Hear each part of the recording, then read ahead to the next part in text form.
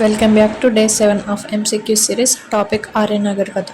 So Arya నాగరికతకు సంబంధించిన కింద స్టేట్మెంట్స్ని గమనించి సరైనవి ఏంటో గుర్తించండి. స్టేట్మెంట్ నెంబర్ 1, ఋగ్వేద కాలంలో ఇనుము వినియోగంలో ఉంది. తర్వాత స్టేట్మెంట్ నెంబర్ 2, ఋగ్వేదంలో ఆర్యుల ప్రధాన వృత్తి పశుపోషకులు, అంటే వాళ్ళు పశుపోషకులు అని. నెక్స్ట్ స్టేట్మెంట్, ఋగ్వేదంలో సభ మరియు సమితి అనే సభలు ప్రస్తావించబడ్డాయి. సరైనవి ఏంటో గుర్తించండి. ఏ 1 అండ్ 2 సరైనవి, బి 2 అండ్ 3 సరైనవి, సి 1 అండ్ 3 సరైనవి, డి అన్ని సరైనవి. సో మనం ఇప్పుడు ఒకసారి ఎక్స్ప్లెనేషన్ చూస్తే, ఋగ్వేద కాలంలో ఇనుము వినియోగంలో ఉంది. సో మనం ఆల్రెడీ డిస్కస్ చేసుకున్నాం కదా ఫుల్ క్లాస్లో.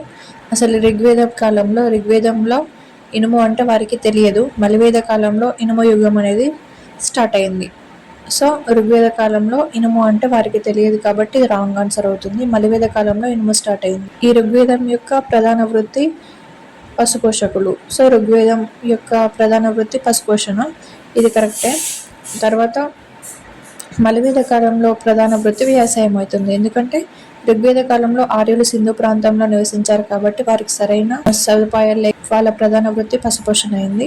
సో మలివేద కాలంలో గంగా మైదానాల ప్రాంతాలకి రావడం వల్ల వ్యవసాయం అనేది ప్రధాన వృత్తి అయింది. నెక్స్ట్, ఋగ్వేద కాలంలో సభ మరియు సమితి అనే సభలు ప్రస్తావించబడ్డాయి. ఋగ్వేద కాలంలో సభ మరియు సమితి అలాగే విధాత అనే సభలు ప్రస్తావించబడ్డాయి.